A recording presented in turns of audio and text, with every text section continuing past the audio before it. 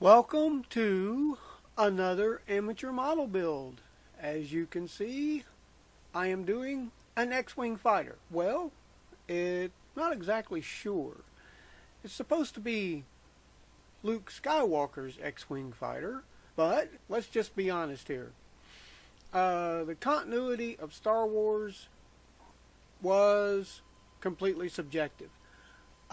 After viewing the end of the clip of the fight scene, which is when the X-Wing fighter was introduced, I came to the conclusion, obviously, that to identify X-Wing fighters in space, the hash marks on the wing designated the fighter's call sign. Luke's was red 5. Some of the other ones, different, number hash signs. Okay. In several of the scenes, he is flying an X-Wing fighter with 2 hash marks. Okay, now get this. When he takes off of the planet, he climbs into an X-Wing fighter with 1 hash mark. At one point during the battle, he is flying a fighter with the 5 hash marks. So, evidently back then, that was before they introduced what they call a continuity person, whose job is to make sure each scene lines up with the previous scene and, makes things kind of go in order. I understand back then when they were making Star Wars, obviously they were shooting on a budget. They only had a limited number of models to work with. But, come on guys, let's just kind of keep things in order if possible. Okay, now, getting back to my other pet peeve with the X-Wing fighter, while it is a cool ship and everything, and the model is, once again, by MPC, is not an accurate representation of the model. It is a close representation of the model. But then again, this is normal with just about any model company that does, models. With the exception of maybe Bandai. We'll find out when I get my AT-AT Walker in, or AT-AT Imperial Walker, and I get to put it together. In any case, with this model, as you see me doing a little masking there, I did one wing as a test to see how the engine would look in it, and wanted to paint it and make sure everything was going to work out the way I was planning on it, and it kind of did. So I had to mask off the engine before I put on my base coat of white for the X-Wing fighter. The other thing I was going to talk about, yes, landing gear. Okay, you're going to get me started. Going to start anyway. I am displaying mine on the stand in flight mode, full battle deployment. Why, you ask? Why'd you stand it on the landing gear? Oh, well, okay, first of all, the landing gear for the X-Wing fighter was a major faux pas with the designers on the movie. And, they perpetrated it over the next, any movies just about. I don't know about the newest one. I don't care about it. But, I'm not sure how they missed that, because these are supposed to be like technical people. And I know, okay, the X-Wing fighter is a fantasy spaceship. But even with a fantasy spaceship, you've got to at least adhere to some semblance of engineering probabilities. One, okay, I know. What are you going on about? The rear landing gear of the X-Wing fighter extends from the engines. 2 bay doors open up under the engines and the landing gear extends. Can't do that because, there's engines there. Engines are in those pods. You can't stick landing gear and an engine in the pods and it's going to work. It just doesn't work. So, once again, building mine in full battle deployment with the gear doors closed because, well, I've got engines there, and that's the way it's going to be.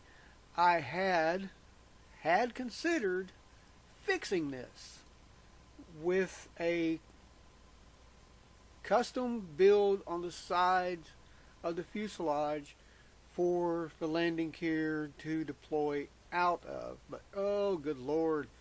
Hey, what are we doing here? It's an amateur build. I am an amateur modeler.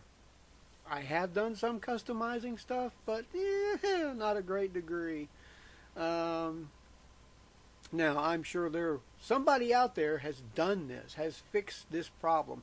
I've not found their video yet, and I may look for it just to see if someone has. You see me doing, I did a really nice detailing of what open mechanics was available on the X-Wing fighter.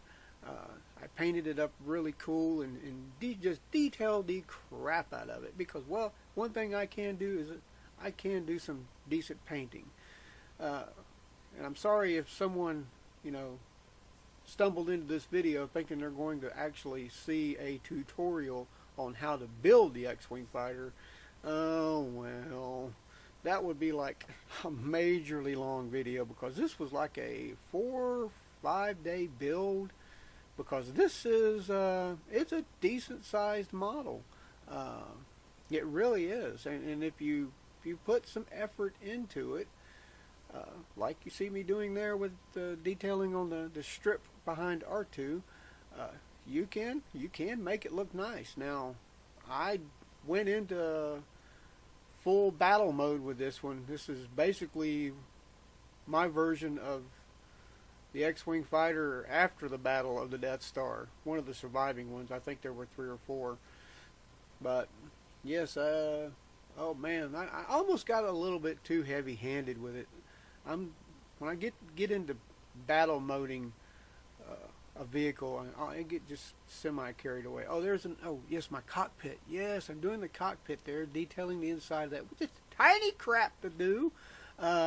Also, there was no steering yoke, so I went into my old junk modeling box and found a steering wheel off of the thing, customized it just a tad, and put it in there for a good steering yoke. Even have black handles with the red buttons on the top for the firing mechanisms and stuff. Cool. There was not a lot of detailing in the cockpit, and there was no screen scope on the panel, which I could have probably added that. But you can't hardly see anything in it anyway. My cockpit, that's another thing about this model is I kind of wish they had fixed. But this is like one of the first generation models, maybe the 2nd or 3rd generation model. The cockpit has no hinges on it, so it cannot open and close. You either glue it shut or set it on there very carefully to be removed to display your artistic view of your cockpit when your friends come over and go, hey, check this out, open up the cockpit, check out that cockpit, that's awesome, and then you set it back in place. If it bumps hard enough, it'll come right off. I did put 2 small little tabs near the back section of the cockpit so that it will kind of sit in there without coming off if it gets bumped. What am I doing there? I don't know. Oh yes, I'm painting R2.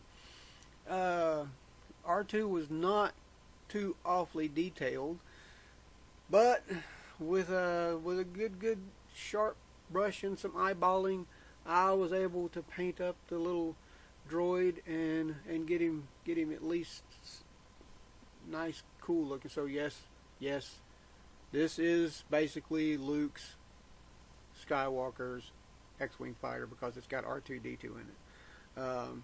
Taking a call. There I am. I'm applying the incredibly huge decals, and it's amazing the fact that these decals are over 20 years old, water slides, and they are still actually good. They're not they're kind of a cross between the newer decals and the older decals, but they're still good water slides. I did not have any of them crack or break, so that was a good thing. And yes, I put the 2 hash marks on there because I saw him flying the one with the 2 hash marks in the movie. But he got in the one with the 1 hash mark, so let's not even get back into that again.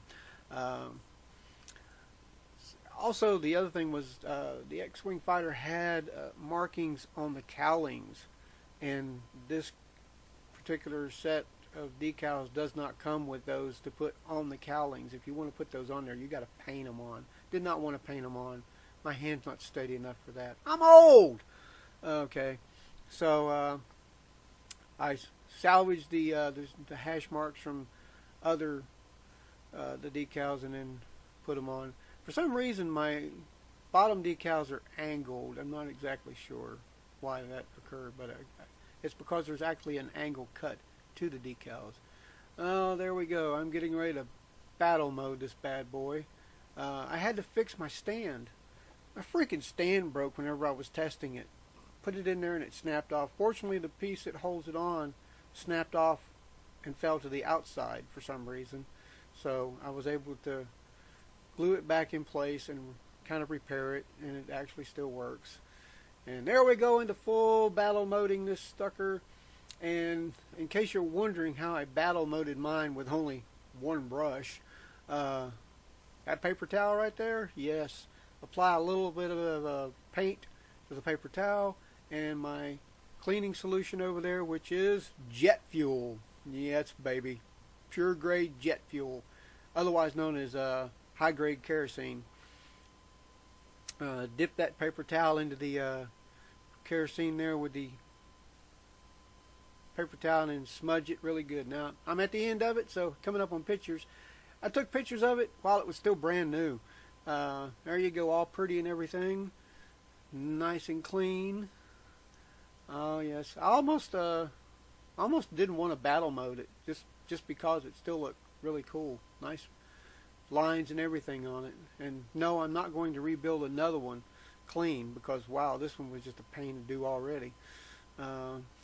Next one's coming up here. There's a shot of the cockpit.